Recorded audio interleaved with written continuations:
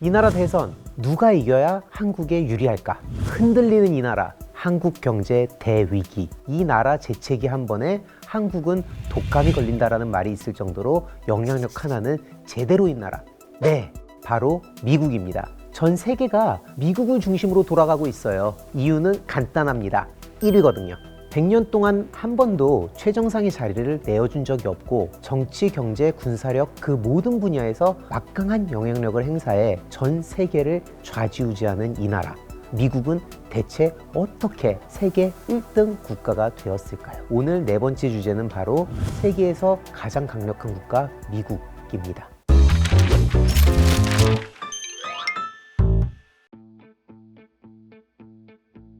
우리가 미국을 강대국, 세계 1등 국가라고 하는 데는 다 이유가 있습니다. 돈과 힘이 있기 때문이죠. 인구는 세계 인구의 5%에 불과하지만 미국 달러 기준으로 세계 GDP의 4분의 1을 창출합니다. 방금도 제가 말했죠. 미국 달러 기준으로. 화폐를 다루는 세계의 기준조차도 달러입니다. 그리고 일개주 하나가 거의 국가급이에요. 유명 IT 기업들이 모여있는 캘리포니아의 경제 규모는 경제대국인 브라질, 프랑스, 영국을 넘어설 정도거든요. 조만간 세계 4위 독일도 넘어선다는 얘기도 있어요. 돈이 이렇게 많으면 당연히 지킬 것도 많아지겠죠. 국방비 또한 1위로 천조국이라고도 불려요.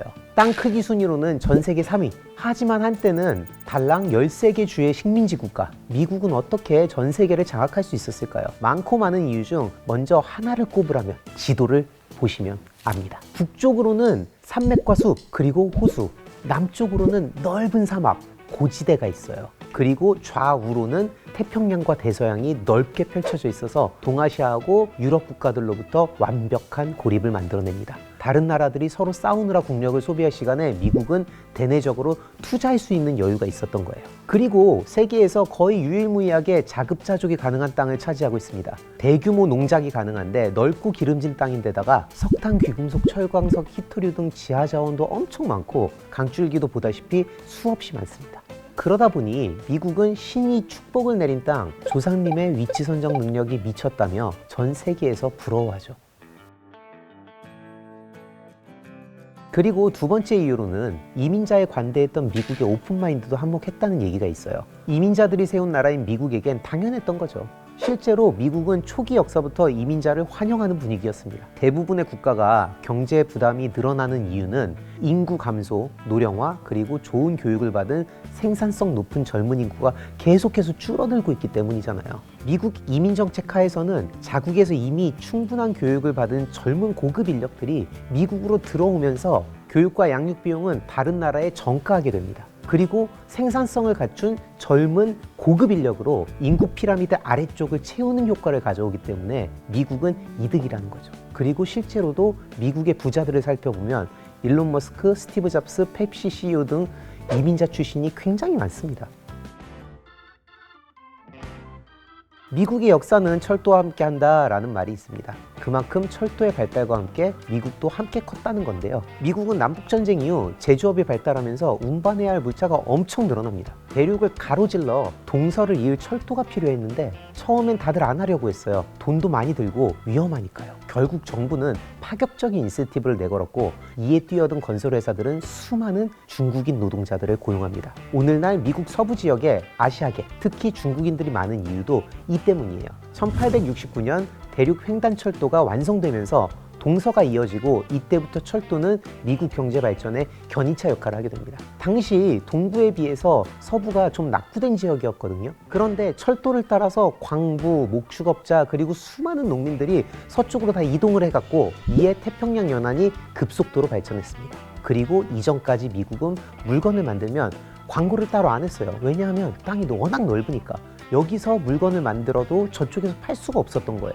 그런데 철도가 이어지면서 물건은 많이 팔리고 그러면서 가격은 떨어지고 그럼 더 많은 수요를 부르고 코카콜라, P&G 같은 기업이 이렇게까지 클 수 있었던 것도 다 철도 덕분이었죠. 뿐만 아니라 금융산업까지 키웁니다. 철도 주식이 뉴욕 증권거래소에 상장돼서 활발하게 거래됐고 이때 주식과 채권 판매를 다루는 근대적인 투자신탁은행도 나타났어요. 월스트리트는 빠르게 성장합니다. 그러다 보니 경제 중심지인 뉴욕과 시카고에 높고 거대한 건물들이 지어지기 시작해요. 건물들이 하늘에 거의 닿을 것 같다고 해서 이 시대를 마천루의 시대라고 불렀습니다. 이 시기쯤 미국은 세계에서 백만장자를 가장 많이 보유한 나라가 되었고요. 약 100년 만에 미국의 보유 자산은 170배로 뛰었습니다. 남북전쟁을 거치면서 철도의 발달과 함께 커간 미국의 자본주의. 벤더필트, 록펠러, 카네기, JP모건 등 미국 경제를 움직이고 새로운 경제 질서를 만든 상징적인 인물도 이때부터 나오기 시작합니다. 결국 철도와 전신산업은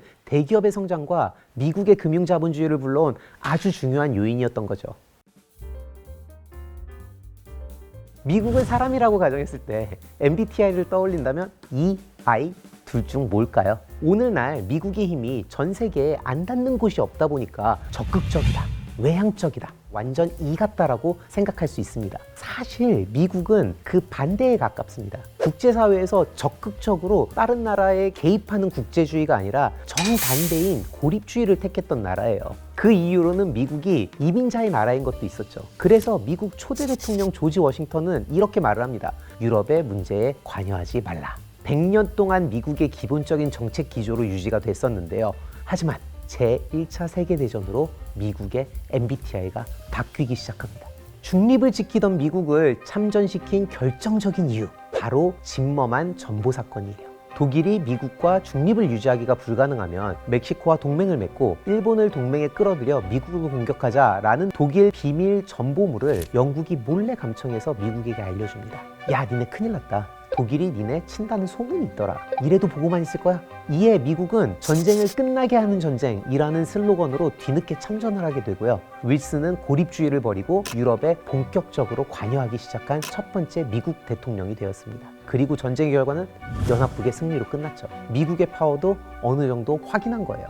그리고 경제적인 면에서도 보면요. 이전까지만 해도 세계 최대 채무국 중 하나였던 미국이 전쟁이 끝나고 나서 채권국으로 바뀌었습니다. 이게 어떻게 가능했냐면 유럽의 집안 싸움이 나기 시작하면서 유럽이 쑥대밭이 됐잖아요. 먹을 음식은 없고 공장은 다 부서지고 이때 유럽에 물자 공급을 할 수 있는 나라는 미국이었습니다. 유럽 국가들은 미국의 물자 대금을 금으로 결제를 해요. 전쟁 때문에 화폐를 마구 찍어내면서 화폐의 가치가 떨어졌거든요. 그렇게 미국으로 막대한 양의 금이 몰리기 시작하면서 전쟁이 끝나고 미국은 세계 최대의 금 보유국으로 등극하게 됩니다. 제1차 세계대전을 승리로 이끈 후 오랜 전쟁으로 잿더미가 된 유럽의 전후복구 사업에 뛰어들면서 막대한 수익을 챙기고 있었던 미국은 1920년대 사상 최대의 호황을 누리고 있었습니다. 사람들은 대부분 차를 몰고 넓은 집에서 살고 여가 생활을 즐겼죠. 자본주의의 맛을 본 겁니다. 사람들은 사치와 향락에 빠지며 황금 만능주의, 투기 열풍이 미국 전역에 퍼져요. 10년 동안 공업 생산량은 90%가 늘어났고요. 세계 경제의 새로운 중심이 된 월스트리트의 증권거래소는 유례없는 호황기를 맞아서 매일 오르는 주식에 돈이 몰렸고 그 돈 때문에 주가는 다시 치솟았습니다. 그런데 1929년 10월 29일이 되자 이 모든 건 꿈처럼 사라집니다. 블랙 튜즈데이, 검은 화요일. 뉴욕 증권거래소가 폭락해서 경제 대공황을 촉발시킨 날입니다. 1930년대 미국은 그간 내재된 사회 문제로 이후 역사상 가장 길고 깊은 불황에 시달립니다. 미국 주가는 3년 동안 약 80% 하락했고 전국의 수만 개의 회사들이 파산했습니다. 당연히 실업자들은 넘쳐났죠. 사람들이 무료급식을 받으려고 길게 줄을 서서 기다리고 일자리를 구하려고 몸에 본인의 이력서를 걸치고 있기도 했습니다. 집도 돈도 없는 사람들은 대도시 주변 판자촌으로 모여들었죠. 그러던 와중에 또 전쟁이 터집니다. 미국 입장에서는 기회 아닌 기회가 되었습니다. 왜냐하면 유럽에 무기를 공급하려고 그동안 대공황으로 멈춰있던 미국 공장들이 다시 가동을 했거든요. 돈을 벌다 보니 당연히 미국 내 실업률이 떨어지고 미국은 살아났죠. 이 시기에 미국의 경제력은 압도적 그 자체였습니다. 그리고 이 전쟁으로 미국의 행보는 더욱 재밌어져요. 2차 세계대전이 끝난 건 1945년 8월 15일 일본의 무조건 항복으로 끝났습니다. 특히 우리는 더 모를 수가 없죠. 그런데 1944년 7월 아직 전쟁이 끝나기도 전인데 미국을 중심으로 한 연합국들이 이미 승리를 확신합니다. 얼마나 자신이 있었던지 이미 그 뒤를 생각합니다. 전쟁은 우리의 승리로 끝날 거고 그러면 새로운 국제무역 금융질서가 필요할 거다. 얘기 좀 하자. 일단 우리 집으로 놀러와.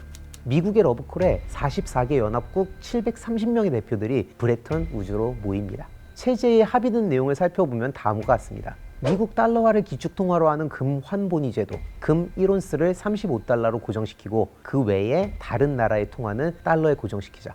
이렇게 할 수밖에 없었던 이유는 전쟁을 치르는 동안 유럽 각국이 미국 물자를 금으로 구입하고 패전국들이 전쟁 배상금을 금으로 지불을 하면서 미국이 전 세계 금의 70%를 보유하게 됐거든요. 이게 굉장히 중요한 포인트예요.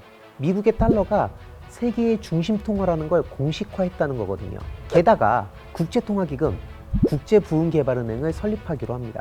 오늘날 세계 경제의 토대가 이때 마련된 거죠. 그리고 비슷한 시기 미국 대통령 트루먼이 중요한 성명을 발표합니다. 지금 가장 큰 문제는 향후 3, 4년 동안 서유럽의 외국 식품 및 기타 필수 소비재에 대한 요구사항이 현재 지불 능력보다 훨씬 커서 상당한 추가 지원을 받지 않으면 당장 심각한 경제적, 사회적 문제에 직면해야 한다는 것입니다. 그리고 엄청난 정치적 악화가 일어날 겁니다. 이게 무슨 말이냐면요. 전쟁이 끝나고 평화가 찾아오나 했는데 이게 웬걸? 소련을 중심으로 한 공산주의가 유럽에 퍼지기 시작합니다. 먹고 살기 힘들었던 서유럽에게 소련의 공산주의는 인기가 많았거든요. 위협을 느낀 미국, 국제사회의 개입을 안 할 수가 없었습니다. 그리고 마셜 플랜이 시작됩니다. 그 내용은요, 미국이 유럽에 130억 달러의 재건 비용을 제공하겠다는 거예요. 그래서 서유럽과 북유럽 국가들의 미국에 대한 호감이 크게 늘어서 소련과 싸우던 냉전 기간 동안 미국 편에 섰습니다. 프랑스 같은 이단아들조차도 마찬가지였어요. 게다가 두 번 다시 제1차 세계대전 후처럼 패전국이 다른 마음 먹고 또다시 전쟁을 일으키는 참사가 일어나지 않게 패전국 독일과 이탈리아에게도 어느 정도 지원해서 이들 또한 미국의 동맹국이 됩니다. 이렇듯 제2차 세계대전은 미국의 고립주의 정책에 종지부를 찍는 계기가 되었습니다. 그리고 그 후 소련과의 냉전은 미국이 세계 곳곳에 군사를 파견하게끔 하였고, 냉전이 끝난 후 지금까지 전 세계는 미국의 정치 경제 영향력 아래서 평화를 맞는 팍스 아메리카나 시대를 이어오고 있습니다. 세계 경제의 리더는 100년마다 바뀐다라는 말이 있습니다. 로마, 스페인, 포르투갈, 네덜란드, 프랑스, 영국, 그리고 미국이죠. 21세기인 지금 드디어 리더의 자리가 바뀌나? 하고 궁금해하는 분들이 많은데요. 오늘 돈스토리 여기에서 마치면서 질문 하나 드릴게요. 21세기를 이끌 세계 경제 리더는 누가 될까요? 당연히 미국이다. 지금껏 그래왔듯이 앞으로도 그럴 것이다. 아니다. 중국이다. 미국은 끝물이다. 중국이 무섭게 올라오고 있다. 여러분의 생각은 어떠신가요?